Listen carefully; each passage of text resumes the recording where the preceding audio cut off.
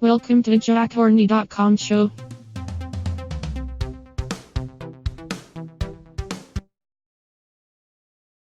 Hi folks, this one I'm doing walking the dogs. Now, I'm going to go through a few little, I'm going to go through one by one reasons why Labour lost the election. Obviously Labour supporters will ignore this because they live in cloud cuckoo land and they don't want to face the truth. Right now you'll be guaranteeing that what they'll be doing is saying, well, it's all down to Brexit or it's all down to Corbyn. So if you get rid of them two, people come back to Labour. No. And I'm going to explain why. Now, before I start, let me make it clear. I'm not a Conservative. If I voted, which I don't, can't be bothered, I'd probably vote for the Green Party. Also, when it comes to EU, I'd say I'm a Remainer. But I accept that Leave got the vote, and quite honestly, my view on that is if we don't leave, it's going to split the country. It's going to cause more problems. The way I see it is, if we leave and things go well, so what? That's great, isn't it? No point worrying about it. And if it goes belly up, well, we can always go back in the EU. And at least then it might be a stronger vote for going back in. So that's just that little bit. So this is the first bit I'm going to say. And by the way, like I said, I'm walking the dogs, so there's probably a lot of background noise. There's cars going past me. It's the trees. They've all. As I'm doing this, it's December, so obviously leaves aren't on the trees, which would stop some of the noise. So let's go on. I'm going to say something that I don't think anyone really covers, but it's something that I've considered for a long time, and that is that one of the reasons Labour lost is simply because the left and the Labour supporters, momentum, all that, simply don't like the working class. Now, first of all, I'll say, and I'm going to put forward the argument that the bulk of them are middle class. And if you look at Corbyn, well, I mean, some argue he's even posher than Boris Johnson. I mean, I think he's worth between 3 and 4 million, I've been told. I don't know if that's true. Apparently he went to private school. Apparently, I mean, I think his wife's an ex-bank and she's half his age, which is probably why they didn't really put her out too much, because obviously it'd look a bit creepy for a 70-year-old to be walking around with someone almost half his age. And obviously the ex-banker thing, when they're slagging off banks all the time, bankers, they're supposed to be the evil ones, and yet that might have embarrassed them. Anyway, let's go on. I'm going to go this one by one, because I thought of 3 little different areas where they're left, and I'll provide evidence as well. This isn't just me making it up. Now, the first area is, let me just think. All right, well, they think everyone's stupid and ignorant and racist who don't believe in this left-wing ideology. Example, and it's a good one, is Steve Coogan came out and thought it's a great idea to call everybody who's votes Conservatives stupid. Now, why is that a bad idea? Well, not everybody might consider voting Conservative, but they might have relatives or friends who vote Conservative, I've done in the past. So in my case, my grandfather was a Conservative follower. Was he stupid? Well, he was he was a high academic accountant who ran most of some of the big theatres in the country till he retired, and very successfully. So if he's stupid, fair enough. So if you want to go around insulting people's families, Steve Coogan, that's fine. But understand something, I'm not going to appreciate it. That actually upset me. But, you know, I'm not one of these pathetic people that jump up and down making a big fuss. Lily Allen, who I actually quite like, and I think genuinely Lily Allen does mean well. But I don't think it's a good idea to tell everyone they're racist because they didn't vote your way. Now, that's sort of the more blaring examples. But then you go on to the more sort of subtle ways the left think we're all racist, and that's the fact that they feel they need to shut everyone down. Now, I'll give you an example. If you look at anyone who's working class who voices opinion that differs from the left, they're usually considered racist to the extent that they're dragged onto Newsnight and told you're racist and all this. If you look at Newsnight and any other station, they usually just bring on the left-wing activists, and that's it. I mean, it's really, or the middle class. You don't really see a working class voice on most of the TV. It's usually middle class people. So they're basically shut down because, apparently the left don't want to hear them. Now, more obvious or maybe not more obvious, is the way they believe we're all going to turn to racist parties.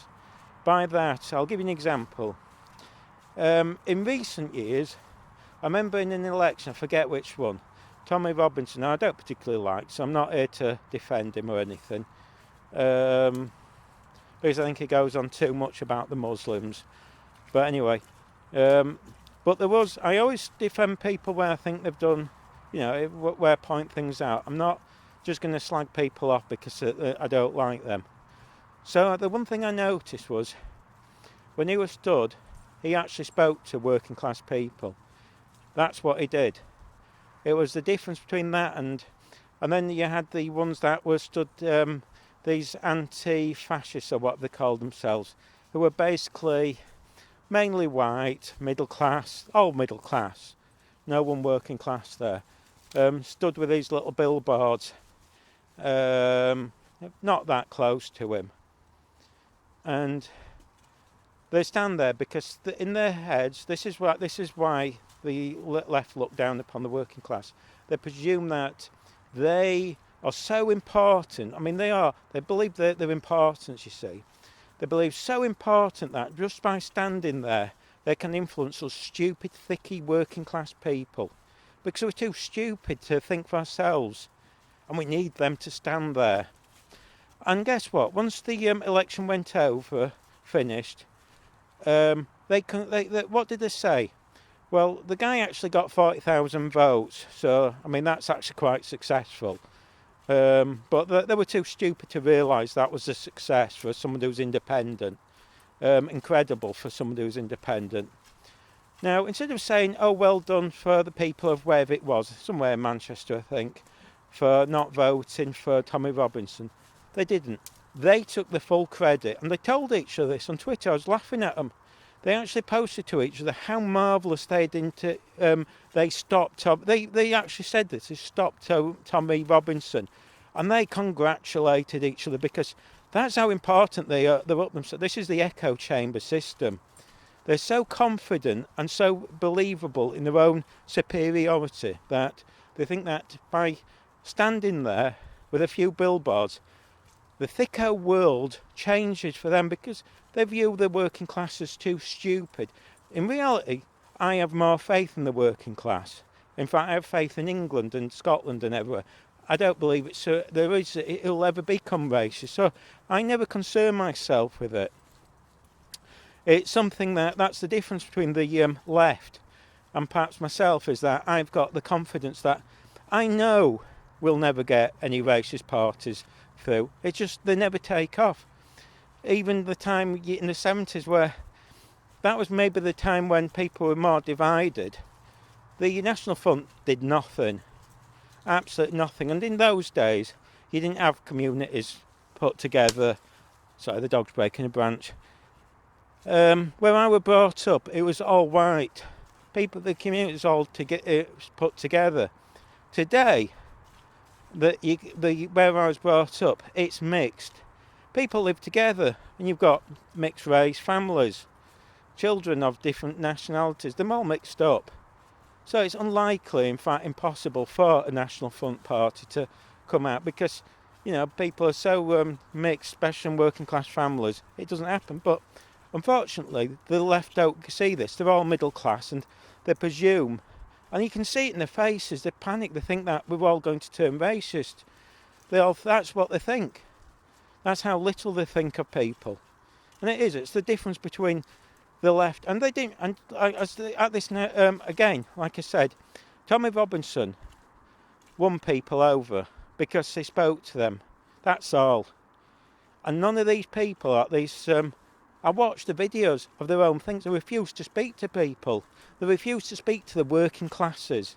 You know, this dirty, disgusting people, as far as they're concerned. The middle class don't want to speak to them because they think that by just standing there with a billboard, that's enough. They're so superior, and we have to bow down to them because, you know, they're middle class, they think. That's the first area. Oh, and by the way, let's carry on to... I watched an interview from Carbon, and he said he went on a rally, a demonstration, years ago, National Front. And this is their middle class boast, and they think, oh, they're fighting racism. You're not. You're stopping people having a voice. That's what you're doing. People should have a voice. And I think the National Front are scum. If they still exist, I don't know if they do or not. But I ain't scared of them, because everyone should have a voice. I'm scared of people stopping people having a voice. That's important. It doesn't matter how offensive it is. It really doesn't. There isn't, like in America, there isn't hate speech because people have the freedom of speech. You shouldn't be scared of what people say. You have very little faith in people if you think that a few thugs walking around in the street, shouting, maybe with shaved heads or whatever, is going to influence anyone. It isn't going to influence sod all. What are you scared of? You know, do you think going down as an anti-protest is supposed to... What have you won? I mean, they were boasting saying they blocked him. Well, yeah, you might have blocked him, but, you know, people... isn't it better that people hear how stupid the things they come out with are, rather than blocking it? And, you know, you end up with maybe fights or whatever. But you see, again, Carbon thinks by saying that, and I was listening to a video, that is saving people, is actually making a difference. Is fighting racism. I mean, this is, you see, you've got to understand, if you think you're that important, that if you go on a demonstration, you're changing the minds of other people, that's a hell of a thing to think. I mean, that's really big-headed. That's real big-headed. So that's the first part. The second part is, let me think, I've got up to now. Because I had this in my mind. Let me just think, I won't stop it. Oh God, I'm going to forget everything. Oh God. I've gone through the fact that they think we're racist, the fact that they look down. Oh, that's it. The other aspect is, and if you listen to the debates over the last few years, in fact it goes on years and years, when you're listening to the left, they're constantly talking about how the left should be there to save the working class. You know, and you have people making films about, the working class and how they're done by. There's a presumption by the left that they're there to save the working class, because apparently the working class don't have a voice. You know, apparently they're too stupid to use Twitter or whatever and express themselves, so they become a charity. And that's the other, if you notice, over the few years, the working class is simply a charity for these people. But if you put it this way, supposing they were talking for... You'd be offended if they were sort of talking on behalf of black people. Because you'd be saying, hang about, can't black people have their own voice, or Chinese people or whatever? But no, the people don't realise how offensive this is and what they're actually doing. They're going out and they're saying, we speak for the working class. We know better than the working class. And off they trot, going on. I mean, I've heard it for months on TV, how they're going on about what the working class people want. I mean, by the sounds of it, it sounds like all I want from life is to put a flat cap on, live in a nice council house, and that's it. You know, some mouldy old thing. I don't want to get on in life. Well, you know, most people, in fact I'm probably the exception, want to get on in life. They don't want that. They're not jealous, and that's the other thing. Let's lead on to something else. because this is the third aspect, which is important. The left, Labour, the policy was, and you'll have heard it over and over, for the many, not the few. Because what they believed was, all us working class scum are jealous of people who are rich. And that's it. Well, you know something, I'm not full of hate, and if somebody's a billionaire, good, glad for them. I ain't bothered. I don't want them taxed out of existence. I'm quite happy for them to have made the money, because they've probably spent their lives working for it. I mean, people can have the option to do what they've done. And often people choose not to, they don't want to. Not everybody wants to spend every working day building up a business that could collapse and they could lose their house. People don't want that stress. You've got people out there who do lose everything. They might be a millionaire one day and a bad decision, they might lose every penny through the business. This is what people don't always want to do. So if you gamble your life, and some of these people don't, they do this for the rest of most of their life. It's, they'll sacrifice holidays, going out, everything. Some sacrifice full families to build up a business. So can you really get upset by them if they're making money? When we don't want to. Not everybody wants to make billions. And no, people aren't jealous of them. But they see, this is what the Labour lot think. You see, it shows you. They're so full of hate that they think that the rest of us are full of hate. So they actually sold us something that would be, it's a bit like saying, let's screw over Jewish people, like the Nazis did, because they're the enemy. That's all I heard. This is, obviously Labour didn't say that. They said screw over the wealthy. That was their policy. Not for, they even said it in the title. Not for everybody. They put and purposely said, we're not a party for everybody, we're just for certain people. Now, sorry. That's quite a severe thing to say. To actually publicly say that as your policy is bizarre. How many parties do you know that stand up and say, well, we're only for certain people? Most, if not all, will always say we're for everybody, even if they're not. But I think a lot try and be for everybody. But to actually stand up and say, we're going to be selective who we're for. Anyway, I think that was just my little first bit.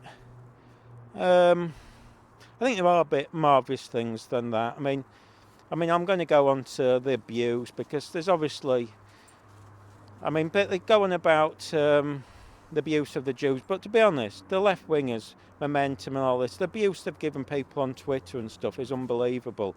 Let's be honest, don't forget, if you go back on a few years, that MP who stood up against Carbyn, the lesbian lady, forget her name, sorry about that, she got abuse from her own side. People were insulting her.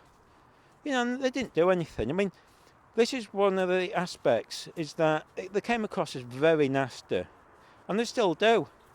For all said and done, they say, no, we've cured this anti-Jewish thing. But hang about. Every time I go on Twitter, all I see is Labour supporters being abusive. Even on the election, they were calling people evil Nazis or something, racist.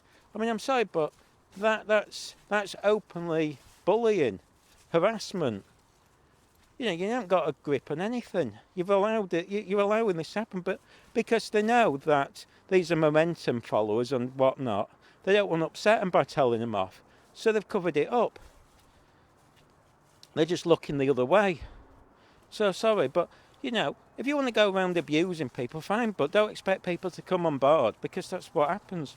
Anyway, that's another subject. It's beyond belief how cocky these Labour lot are. And that's just one aspect. I'll do a few more of these, because there's a lot of reasons why Labour lost. Obviously Brexit was one, because they couldn't decide that, why would anybody... I said this for years. Well, sorry, not years, but for as long as it's been going. I said, if you're a Remainer, why would you vote Labour? Because it's quite clear that you know what I mean, you'd be more secure voting Conservative. You're guaranteed. I mean, sorry, got that wrong way around. If you're a Leaver, you wouldn't vote Labour because you'd vote Conservative. So it doesn't make sense. So the only option is if you're a Leaver, I mean a Remainer, so I get the two confused. I mean, you'd have voted Lib Dems, wouldn't you? I mean, it never made sense what their policy was. But obviously we know why. I mean, because half the supporters for, you know, the Momentum probably were Remainers. But all the working class voters were probably Leavers. So, you know, they were too cowardly to make a decision. But that's life, isn't it? I mean, that's one of them. I mean, the other one was Corbyn. I mean, you know, by the way, I thought he was going to be a great guy because he was vegetarian, animal rights, anti-nukes. And I sort of at first thought, oh, this would be a fresh air, but, you know, I haven't really heard much animal rights stuff from him. And he too seemed to back down on the anti-nuke thing a bit. And also, and what's the other one? Well, he came across as quite unpleasant in interviews. There was no warmth there. He didn't come across as the nice. I mean, I do think that didn't help him. He never came across as this nice guy.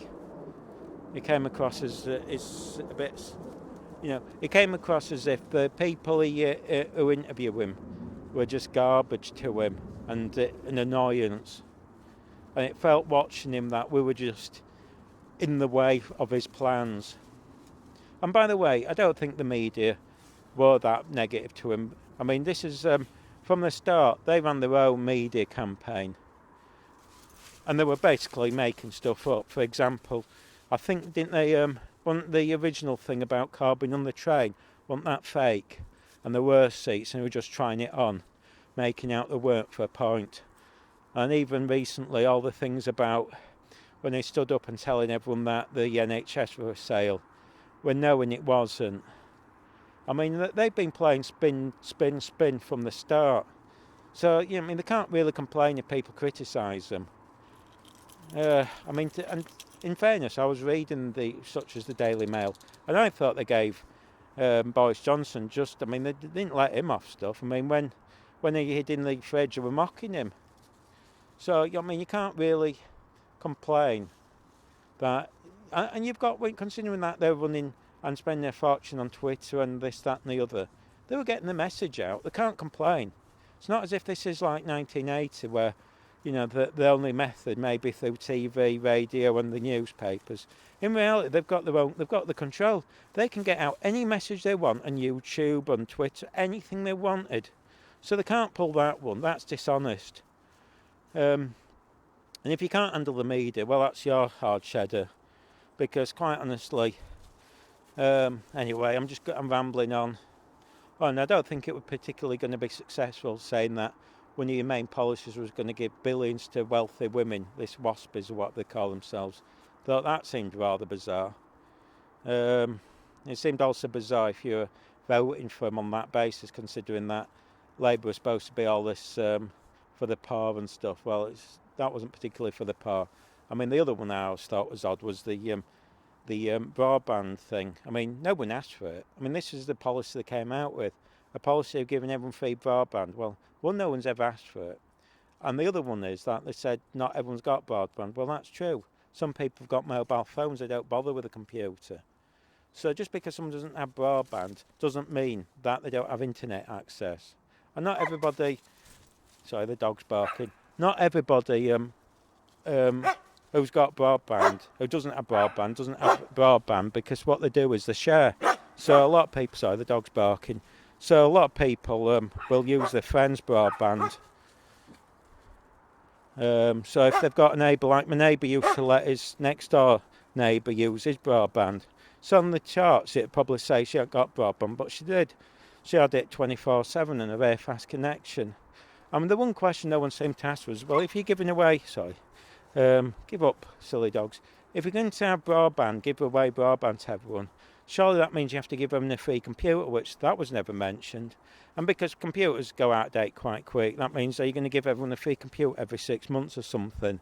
Or an iPad? I mean, I don't mind getting a free £1,000 computer. But it did seem rather a bizarre option. Plus I was worried that if they did this free broadband, they'd end up just censoring stuff, such as porn. Because then they've got full control. Because they'll say, well, they own the broadband, they can ban whatever they want. And the other firms, they'll say, well, go with the other firms. But obviously, none of the other firms would exist because they're not going to exist for a handful of people. Anyway, that's just my little spiel. Finally, I'm going to give one thing because one of the things that interested me was The Guardian interviewed an old chap. And, you know, for quite a last few weeks, we've been hearing the spin about the NHS not having any money and that's why people are laying on the floor. Well, I'll put it on the end of this. He comes out with, well, I go to the hospital regularly. You know what blocks it up? Is jerk-offs who get drunk and fill it up. I'll play it on the end of this. And I thought, well, that's true. That's probably the experience of most people who've used the NHS. It just shows you how these middle class, again, you see, they don't use the NHS. They just pretend they just want to pretend, use it as a political tool. They're not interested in the NHS. Because if they did use the NHS, they'd know if you go on a weekend, it's jam-packed full of useless people who've got drunk and fallen over. But they don't know that because they're too up themselves. I mean, they're not allowing MPs in. Did you notice that? Well, they blocked that poor MP. The guy said, you're not welcome in this town. No, he even said, you're not welcome in this country to him. How dare somebody say, you're not welcome in this country? I mean, what gives this guy a right to do that? What a disgusting person. So this is what they do. The left pretend that they're kind and caring because they've convinced themselves they are. Well, they're not. They're just nasty bullies. Thugs. That's all I've seen from this campaign. The left are just nasty, nasty people. Unpleasant. I'm sorry, but that's what they come across as. They don't come across as nice. They keep telling us we're nice people, but I haven't seen it. Every time they go to demonstration, they're shouting, screaming, beating people up. You know, sorry.